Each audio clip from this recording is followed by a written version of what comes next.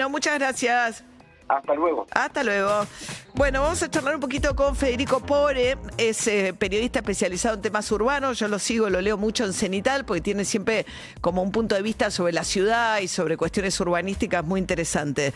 Y hace poco publicó un texto en el que habla de que más de la mitad de un salario joven se va en alquiler. O sea que hoy el salario promedio de alguien joven alcanza, en realidad la mitad se te va en el alquiler. ¿Qué tal, Federico? Buen día.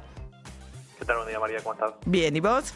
Bien, por suerte. Bueno, ¿esto tiene que ver con que el alquiler está caro, el salario bajo o ambas? Yo diría más que nada en este momento lo segundo, porque este informe del este índice de emancipación, así se llama, lo que hace es comparar justamente el peso de un alquiler sobre un salario joven y bajó un poquitito con respecto a el último trimestre de 2023, es decir, durante el albertismo tardío, llamémoslo. Antes costaba 70%, ahora cuesta 52%. Ahora, 52 sigue siendo un monto altísimo, que más de un salario se te vaya, digamos, en alquiler, y en una zona promedio de capital, no estamos diciendo ningún lujo, nada de eso, e incluso sigue siendo alto si uno dice, bueno, divido gastos con un amigo y calculo cuánto sería mudarme a un dos ambientes, o una pareja o lo que fuera.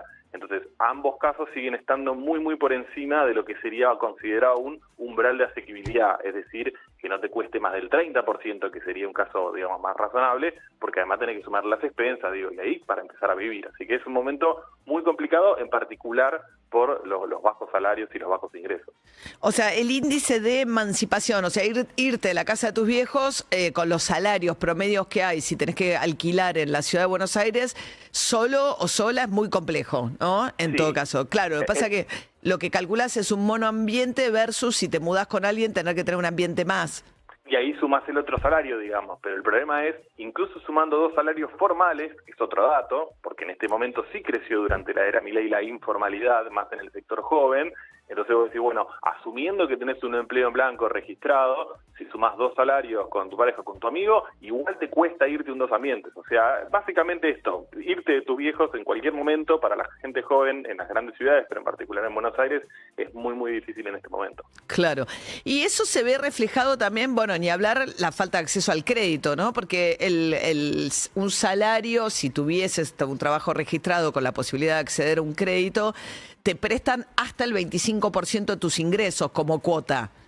Sí, y sobre todo la idea de tener un anticipo en dólares, que es lo más difícil para muy buena parte del sector joven. Vos hoy querés comprar un departamento de $120.000 y dependiendo del banco te dicen, bueno, 25-30% de ese anticipo tiene que estar en dólares. Imagínate, para mucha gente que no llega a fin de mes, está contando la monedita para pagar en pesos un alquiler, eso tampoco existe. O sea que ahí tenés un doble problema, ¿no? Tan lejos del crédito y encima el poder alquilar es difícil. Y te suma un fenómeno más, muchos de los inquilinos actuales, por este proceso de inquilinización en la ciudad de Buenos Aires, son hijos de inquilinos, o sea que hasta se les complica conseguir la famosa garantía propietaria que les piden, porque ni sus padres, ni tíos, ni lo que sea, son propietarios tampoco. Entonces, lo que yo alertaba en la nota es que hay muy pocas herramientas de los gobiernos en este momento frente a este segmento y frente a este problema, no hay muchas soluciones. Claro.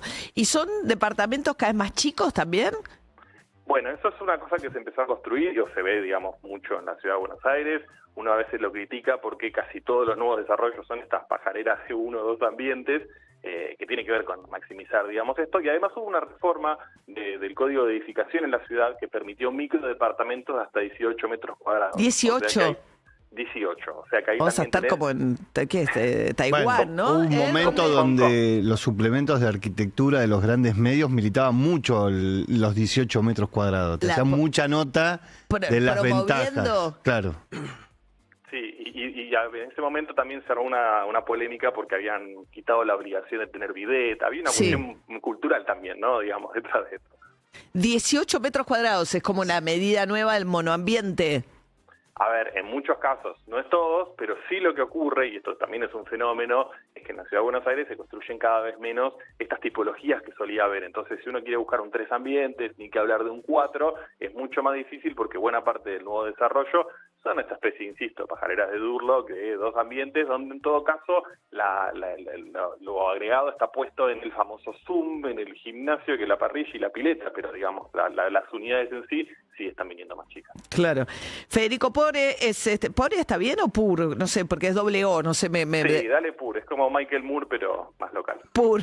Federico Pur es especializado en temas urbanos a partir de este índice de emancipación. A mí me preocupa porque tengo justo 2 hijas en esa edad. En esa edad, a punto de irse. Bueno, a punto de irse, ponele. O sea, se posterga. No, pero además esto que alguna vez habíamos visto, ¿no? Sí. Una encuesta, Federico, que debe ser complementaria de esto, evidentemente, porque es la consecuencia que lo que muestra es que los jóvenes se van cada vez más tarde de la casa de los padres como consecuencia de esto que describís.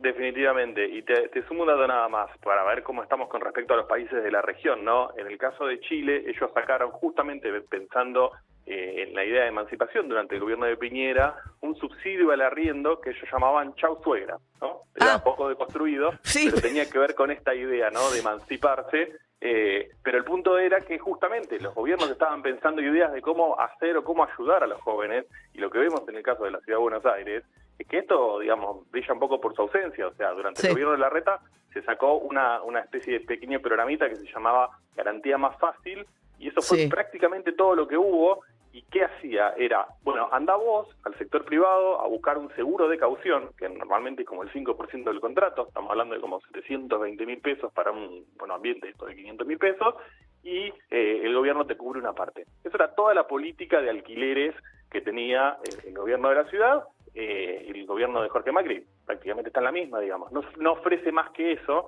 Entonces, como vos mencionabas, entre la falta de crédito hipotecario y entre todo lo que hay por el otro lado, bueno, sí, te ayuda un poquito con un seguro de caución, no hay una política real, digamos, de alquileres, de alquiler con opción a compra, y no es un lujo europeo, digamos, lo hace también Bogotá, lo hace Uruguay, que construye o alienta la construcción de vivienda para alquiler tradicional. Así que me parece que estamos poco creativos por estas pampas con el tema alquileres. Claro, ¿y qué pasa con el tema del centro? Porque una de las cosas era permitir la reconversión de los edificios del centro, del microcentro de la ciudad, que quedaron bastante abandonados post pandemia, ¿no? Y permitir que eso se reconvirtieran a viviendas de uso familiar o de uso no comercial, digamos. Vivienda para jóvenes, la idea. ¿No iban a incentivar eso, Federico?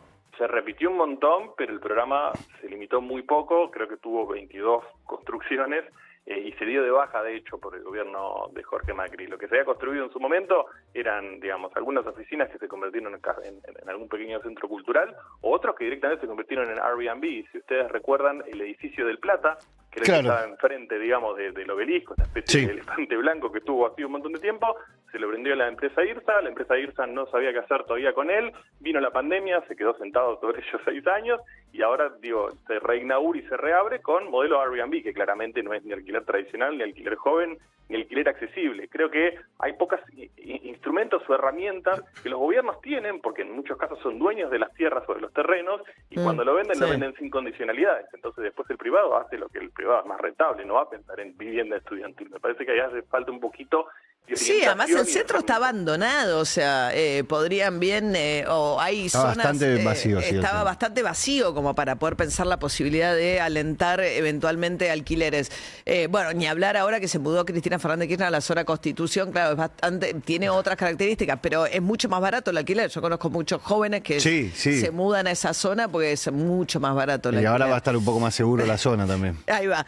Federico Pore, periodista especializado en temas urbanos. Gracias, Federico. Gracias, María. Hasta luego. 6:53 de la mañana. Macchiato es café expreso tostado al 100% natural en cápsulas grano molido para que lo tomes solo con leche o como a vos te guste. Seguilos en @macchiato.ar o ingresá